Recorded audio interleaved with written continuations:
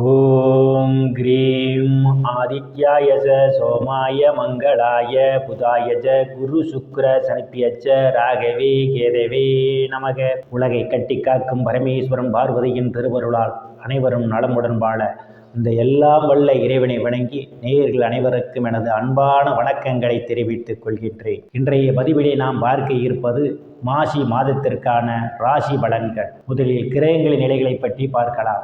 மாசி மாதம் 1ஆம் தேதி வாக்கிய பஞ்சாங்கத்தின்படி கிரகங்களுடைய நிலைகள். மிதுன ராசியிலே குரு பகவான் பயணம் செய்து கொண்டிருக்கிறார். சிம்ம ராசியிலே கேது பகவான் பயணம் செய்து கொண்டிருக்கிறார். மகர ராசியிலே செவ்வாய் பகவான் பயணம் செய்து கொண்டிருக்கிறார். கும்ப ராசியிலே சனி பகவான், புதன் பகவான், சூரிய பகவான், ராகு பகவான், சுக்கிர பகவான் 5 கிரகங்கள் பயணம் செய்து கொண்டிருக்கிறார்கள். இம்மாதம் 3 கிரகங்கள் இடப்பெயர்ச்சி ஆகின்றன. மாசி மாதம் 9ஆம் தேதி மகர ராசியிலே பயணம் செய்து கொண்டிருக்கின்ற செவ்வாய் பகவான் கும்ப ராசிக்கு இடப்பெயர்ச்சி ஆகிறார். மாசி மாதம் 19ஆம் தேதி கும்ப ராசியிலே பயணம் செய்து கொண்டிருக்கின்ற சுக்கிர பகவான் மீன ராசிக்கு இடப்பெயர்ச்சி ஆகிறார். மாசி மாதம் 22ஆம் தேதி கும்ப ராசியிலே பயணம் செய்து கொண்டிருக்கின்ற சனி பகவான் மீன ராசிக்கு இடப்பெயர்ச்சி ஆகிறார். நான் கூறக்கூடிய பலன்கள் அனைத்தும் பாக்கிய பஞ்சாங்கத்தின்படி கோச்சார ரீதியான உலக மக்கள் அனைவருக்குமான பொது பலன்கள். உங்களுடைய சுய சாதகத்தில் கிரகங்கள் இருந்த நிலைமையும் தற்போது நடக்கக்கூடிய தசாபுத்தியையும் கணக்கில் எடுத்துக்கொண்டு பலன்கள் எடுக்கும் போதுதான் துல்லியமான பலன்களை எடுக்க முடியும். உங்களுக்கு துல்லியமான பலன்கள் நீங்கள் தெரிந்து கொள்ள விரும்பினால் உங்களுடைய பெயர், பிறந்த தேதி, பிறந்த நேரம், பிறந்த ஊர் ஆகியவற்றை எனது வாட்ஸ்அப் எண்ணிற்கு அனுப்பி வைத்து பலன்களை தெரிந்து கொள்ளலாம். உரிய கட்டணம் செலுத்தி வாருங்கள், ராசிக்குள் போகலாம். ரிஷப ராசி. ராசியிலே எந்தவித கிரகங்களும் இல்லை. ராசிநாதன் சுக்கிர பகவான் இம்மாதம் தொழில் ஸ்தானத்திலும் லாபஸ்தானத்திலும் அவர் பயணம் செய்வதால் செயல்பாடுகளில் வேகம் நிறைந்திருக்கும். எந்த ஒரு செயலையும் வெற்றி முனைப்போடு செய்து முடிப்பீர்கள். புகழ் அந்தஸ்து நேர்ந்து சந்தோஷம் நிலவக்கூடிய மாதம் இந்த மாதம். குடும்ப வாக்குஸ்தானத்திலே தனகாரகன் என்று சொல்லக்கூடிய பகவான் பயணம் செய்து கொண்டிருப்பதால் ஆதாரம் மேம்படக்கூடிய காலம் இந்த காலம்.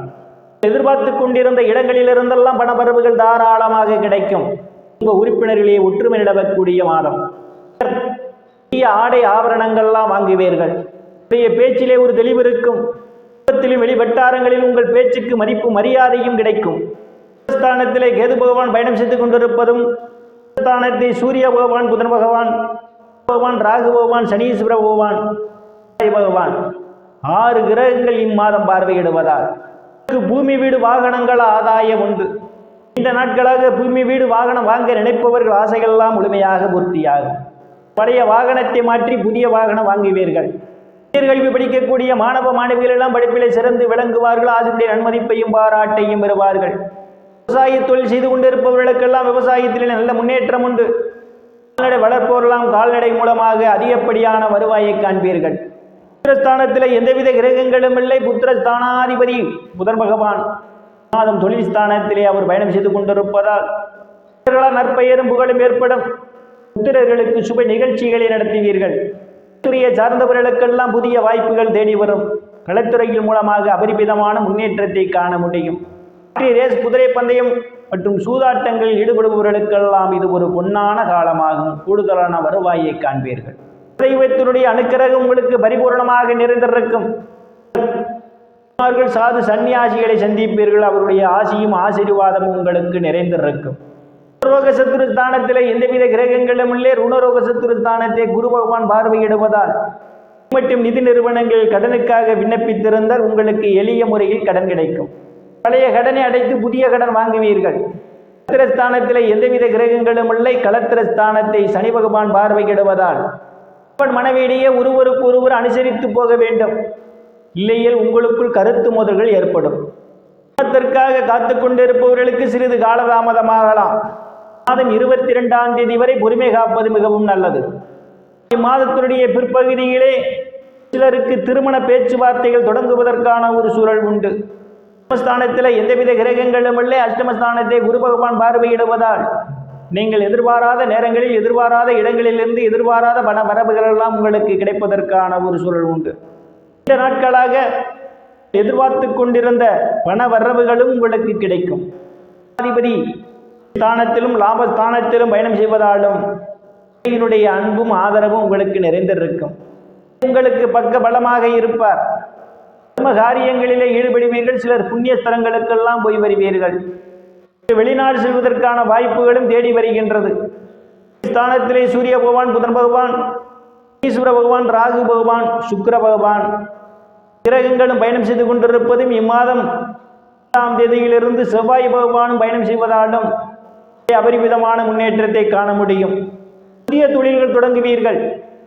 வேலை தேடுபவர்களுக்கெல்லாம் அவரவர் தகுதிக்கு ஏற்றவாறு வேலைகள் கிடைக்கும். ஏற்கனவே பணியில் இருப்பவர்களுக்கு பதவி உயர்வு, பாராட்டு கிடைக்கும். அரசியல்வாதிகளுக்கு அரசியலில் நல்ல முன்னேற்றமும் உயர் பொறுப்புகளும் தேடி வரும். லாபஸ்தானத்திலே எந்தவித கிரகங்களும் இல்லை. லாபஸ்தானாதிபதி மாதம் தனம் குடும்ப வாக்குஸ்தானத்திலே பயணம் செய்து கொண்டிருப்பதும், ராசிநாதன் சுக்கிர பகவான் இம்மாதம் 19ஆம் தேதியிலிருந்து ஸ்தானத்திலே பயணம் செய்வதாலும் மூத்த சகோதரர்களுடைய அன்பும் ஆதரவும் நிறைந்திருக்கும். அவர்களால் அனுகூலமான பலன்கள் உண்டு. நண்பர்கள்லாம் உங்களுக்கு பக்க பலமாக இருப்பார்கள். நீங்கள் செய்யக்கூடிய தொழிலே இரட்டிப்பான வருவாய் உண்டு.